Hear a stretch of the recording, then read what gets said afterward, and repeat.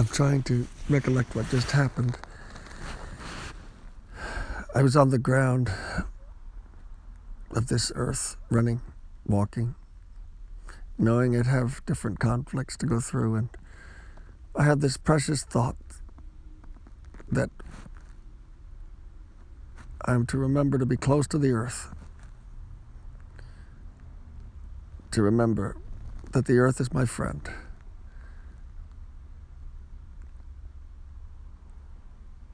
that it produces food for us, that it is the basis for our life, along with all the other elements that God provided.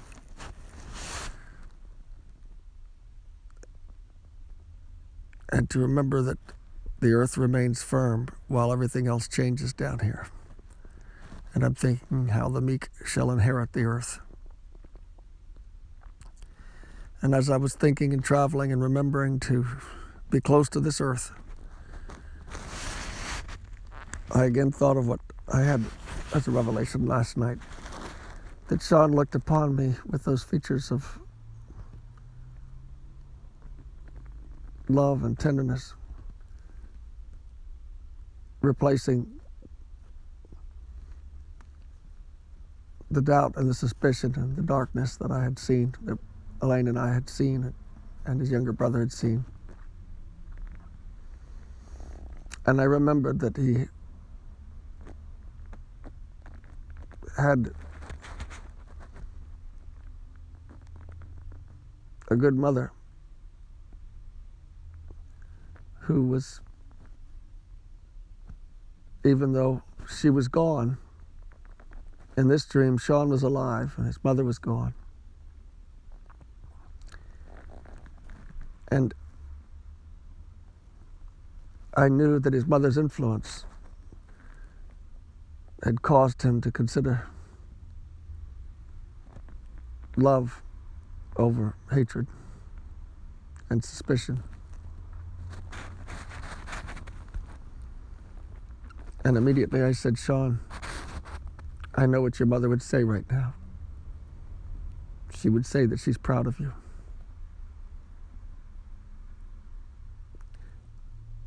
For what you are doing in your life. And I had tears in my eyes as I recollected having had that earlier revelation this evening, this past night.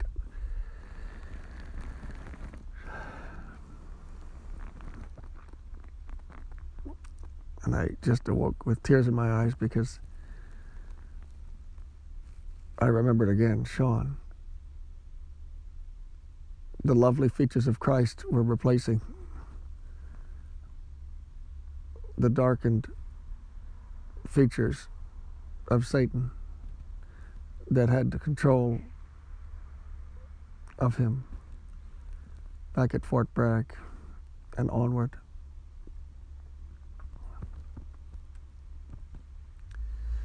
Starting at 14, 15, 16, he went into that dark mode because I was not what he wanted as a father. And he had told my stepfather, Jonathan is like a wind-up wooden toy soldier, going tick, tick, tick, tick, tick, tick, just walking along like a machine. And Sean could see in my features the change. He could see in my voice and my demeanor, my address of others. He could see in my patience and my poise and my graciousness that I was different. And all that his mother had taught him caused him to walk toward me with the opportunity to talk.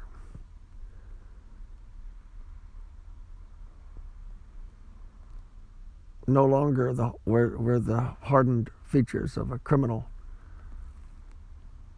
replacing the earlier lovely features that I had seen when he was 8, when his mother had properly inculcated in him the manners, the courtesy, the patience and the accountability for his actions toward his younger brother and toward us as his mother and the new man in the house. So impossible as I was in so many ways, Sean looked upon me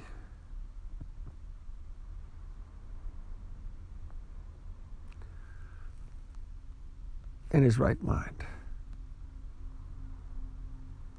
no longer disoriented as I had seen in so many revelations since he passed and before he passed, knowing that we would have to overcome the difficulties somehow of a terrible disconnection.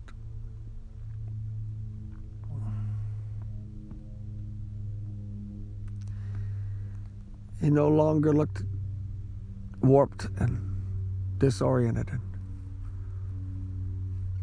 out of calibration, as his younger brother put it. Now he was restored to the beauty of Jesus Christ. And I knew that the pain that he had of our broken relationship was accentuated by the fact that Elaine wasn't there. And so I had to step in and say, Elaine would say this right now. Sean, I'm proud of you. I'm proud of you because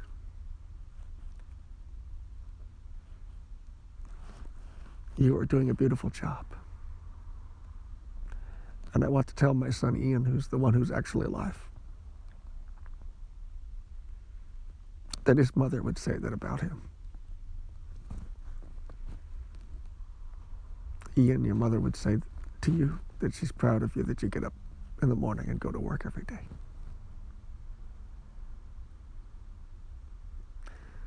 And now I have tears going down my face as I'm lying in my sleeping bag here in this humble abode.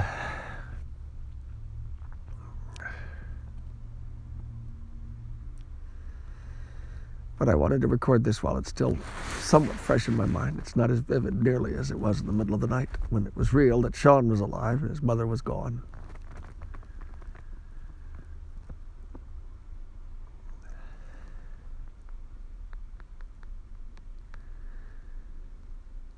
The other night I woke up at 12 midnight. I was already exhausted, pleading for God to forgive me for such little sleep and the racking horrors of the abuse of the laws of health and life that are entailed in sleep deprivation. And as I silently wailed in my supplications to God, help me to sleep, Father, because I was beyond tired, and so I couldn't sleep even, and I knew I didn't need the grace of God just to even sleep, and I finally did. And locked in slumber as I should have been and was, I was awakened at 12 after having gone to bed an hour before, or gone to sleep, I should say, and in my prayers sympathizing with people like the two staffs who are up different hours because of their jobs, knowing to pray immediately for all those trapped in not only third shifts, which are disorienting to the body and the biorhythms alone, violating God's principles of health on that level alone, but far worse, being moved around on different shifts so that the body is completely overwhelmed and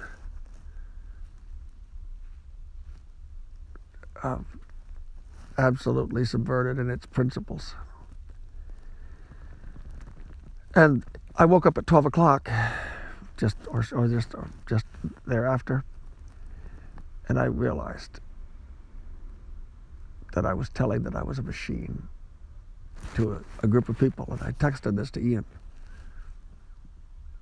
and that I encountered the love of God, and that I was telling about the love of God.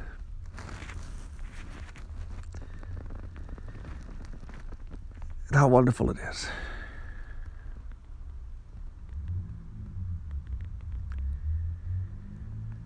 And I was amazed as I woke up with tears in my eyes, because I had pled with God to get sleep. And I just secured a job requiring me to get up much earlier, which is why my body was thrown off, causing me to sympathize with all who have to work these horrible hours. Not early hours, but having hours that are all over the place, because my body was adjusting now to a new job requiring me to shift, 7-hour difference, ultimately to a 2 o'clock in the morning arrival at my job. Now it's 4 o'clock in the morning, but I, being in between jobs, was often waking up late on normal circumstances, even, 6, 7, 8, 9, sometimes 10 and 11, just recovering from having caught a cold a second time this winter, because I'd picked up something off the bus probably and had touched a garment and laid it put the pillow down in such a way that I'd slept probably with some garment thrown over my pillow that had caused the second cold from having made contact, in the city. So God in His grace allowed me to see Sean.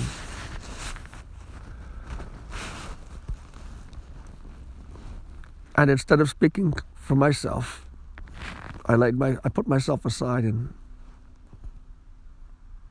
said, "Your mother's not here. I must speak for your mother. She would tell you. She would affirm you in your manhood, as she always did. And of course, what could Sean do? His mother had nothing but love for her children.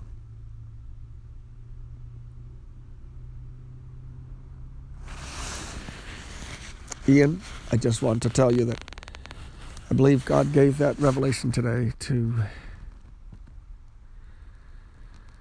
encourage us. That Sean's waiting for you. Please, I beg of you, in the stead of your mother, in her behalf, and in your behalf, and in behalf of the relationship of you and your mother, please remember what your mother taught you. I know you told me that after your mother passed, and you finally got hold of me because my phone was out of commission at that very time. You called Don Juan Moses. We were painting a house on Cousins Island last fall, and you broke the news to me 2 days after your mother passed, that she had passed away.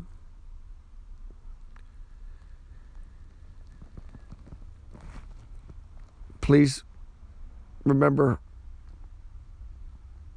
what you said to me, that you will honor your mother by doing what is right. You were referring to cigarettes in particular, how you plan to give them up. I know you can.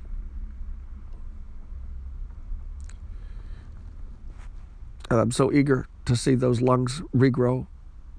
God in His great mercy does allow. My mother smoked for 20 years and played tennis. The men wanted to play tennis with her because she was so good. Up until she fell, having taken Cinnamate before she took this fall. She backed up and fell. Well, Cinnamate causes awkward movements. So she's playing tennis at the competitive level with the best men players at Mid-Coast, Maine. She actually won a doubles match with the top tennis player in the world, her boyfriend Nick. He's up there in the top 10 for his age group. And I think he came into close to the third or second. I don't know, maybe he was first for a little bit. Robin told me something I don't know. I didn't talk to Nick about it. But Cinnamon causes awkward movements. She takes a fall. No one in the family ever talked about this. Dr. Stein never cared to tell Mother that if she plays sports, she may want to carefully reconsider whether she should play sports. Doubtless he failed to inform her in his busyness and efficiency that the Cinnamon he prescribed for her plausible symptoms of Parkinson's, which turns out to be something else according to what later develops. So this expert neurologist at Penn Bay Medical Center in Rockport, Maine, Dr. Stein, proved to be wrong, even in dealing within the parameters of pharmaceutical science, which I disagree with and importuned him to consider the consequences of allowing the body to suffer collateral damage in order to correct certain things that he presumably was to correct. Even the body shaking could be produced by the med, as opposed to it being relatively fine otherwise.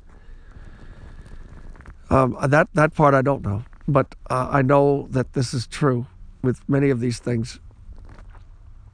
Symptoms can be exacerbated. I just suspect that. That's not something I know, Ian, but I haven't had that privilege to discover whether things are even that boldly iniquitous as to produce the very symptoms that they intend to correct. But what it does do is cause unusual movements of the body. So yes, in that sense, the Parkinson's medication, called Sinemet, in my mother's case, does cause awkward movements as one of the symptoms, one of the side effects. And so my mother is backing up and she takes a spill. She falls on her tailbone. She's devastated for the last, what is it now? Of probably 7 years of her life, give or take. She's immediately thrown into double dose of Vicodin in addition to a double, not a single dose of Sinemet. Sinemet itself producing strange images in her mind, hallucinations. Did your grandmother not have those same hallucinations? You remember the motorcycles downstairs or outside. The motorcycles were downstairs in the basement. You heard her talking like this as a boy with your older brother Sean. For Parkinson's, was it the Parkinson's that caused the motorcycles in the basement, or was it the drugs? See, that's the kind of nightmare that we face in America.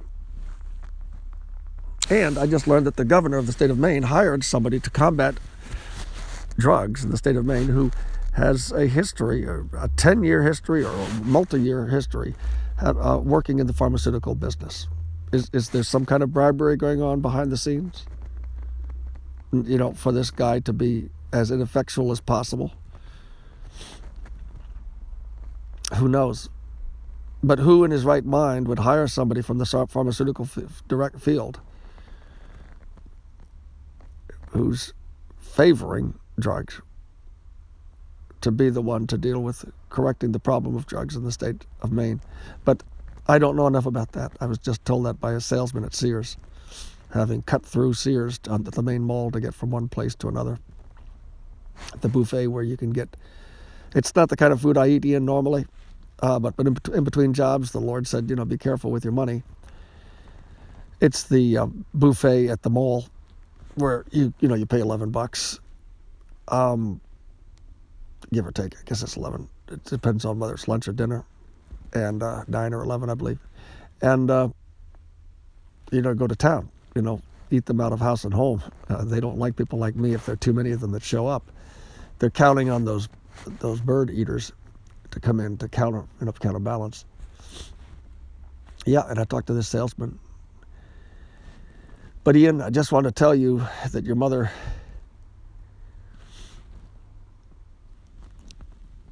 was the only thing I could think of when I saw Sean, because your mother raised you with higher standards than the world. Think back. Your mother seemed to do so little for you, and I know that was your complaint. Didn't help you with your education the way you thought she should have, etc., etc. Didn't help allow you to either be homeschooled effectively enough to get a grip on the world, or allow you early enough to be out in the schools of the world to stay on track. And although there is truth to that still, that yes, in terms of the world, you're absolutely right. But in terms of spiritual terms, of the perspective of what matters in the higher realm, and that which lasts, and that which is eternal and solid and substantial, your mother did not feel you. And I know you know this. You said on the day that you had to call me, if anybody's going to heaven, mother is. And those were precious words, as were those words about Sean passing and me talking to you about him at one point, and you shared the most precious words I ever heard out of your mouth, out of your mouth, that you said, I said the Lord's coming soon enough so it won't seem that long for your separation from Sean. And this was while your mother was still alive. You said the return of Christ can't come soon enough. And I was so encouraged. But I know that the devil has particular strategies for each one of us, and for those of us who have addictions, he intends to keep us in those addictions. And just remember, Jude says, keep yourself in the love of God. When you know you're loved, as you think about the love your mother has for you, you will find application in the words of this guy with the matted hair, somewhat Rastafarian type of look of a guy, white guy, sells bikes that he fixes up that are headed toward the dump, but he gets them from somebody, fixes them, sells them, and has his own bike with a tote thing for a kid in the back with books that he reads on the conspiracies of the world. An interesting fellow, kindly, gracious guy, who says that he wouldn't eat chocolate every day if he would be able to hug a woman. Well, there's a lot of truth in that. But if you know that you're loved of God, you really are hugged of God, because you're adopted of God and you feel that amazing embrace. I told somebody it was Jean Toussaint. I was helping him shovel his drive here in Portland. And I said, I remember the day between the kitchen and the stairway up to the bedroom. Your mother looked at you, Ian, when you were about 13. This was before things went crazy, really crazy, I should say. You were mowing somewhere around that time. You were learning to mow. We got the mowing lawnmower and the other things, weed whacker, and you had gone around and raked in very good buku money in the neighborhood, and you put the money, some of it at least, on the table for your mother. And you were so proud to contribute to the household budget. And Ian, don't worry, be happy. I'm about to get land with I was going to say Don Juan Moses, but Jean Toussaint plans with the proceeds of the sale of his house to buy property. I plan with the money that I earn from this business to buy wood. And we're going to be building structures. He loves working with wood. I love working with wood. In my free time in the future, if I can do it, I'll be working in building small structures, different sizes, mini houses, small structures, cabins, portable houses that can be put on flatbeds for, directing them anywhere USA, showing that the things can be built very inexpensively, and hiring only people that really, are wanting to be filled with the Spirit of God, and working closely with them in an apprentice type of program like they do in some countries still. Someone told me Germany still has apprentice for, and England, Ireland, I should say. I met an Irish guy where people can learn skills. So I just want to tell you that we'll be able to help each other. And you may want to have some fun coming out and building, and may want to stay. But that's what it's all about, is doing what you really want to do, Ian. And I'll make sure that I help you move toward doing what you really want to do, whatever it is. But for me, I know part of what I want to do is to build structures, different types of structures, beautiful small houses, affordable enough so that people can come right out of high school and own their house within a year or 2 or 3, so they can afford to make less money and cut some days out of their work week so they can do organic farming and some kind of follow a career that they really want, that's useful. And develop communities like that where people can find that they don't have to work so hard, and give half of the interest of their house to the bank through the mortgage plan. The root word for mortgage, by the way, mort, is death. Michael Schroeder shared that with me, and I just want to let you know, Ian, that's just one of the illusions, the delusions of the world, is that you have to give the bank roughly half of the money that you pay toward a 15 or 30-year loan, or whatever they might be, or however long it takes for the average person. So, Ian, I'm wanting to tell you the same thing that I said to Sean in the dream, that your mother wants you to know that she's proud of every move you make that's going forward with your life. And in her heart of hearts, she's proud that you chose to be loving toward me even when she couldn't be as open about her love for me because of her bitterness. In her heart of hearts, her best nature, her better nature, she would have me tell you that she's very proud of you, that you have chosen to reflect the power of Christ and the grace of Christ to me by loving me, by talking to me when you do, and by taking the advice that I give you when it's from the Lord.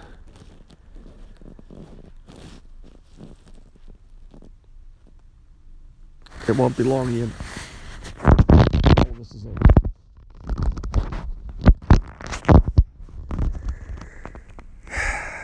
I love you.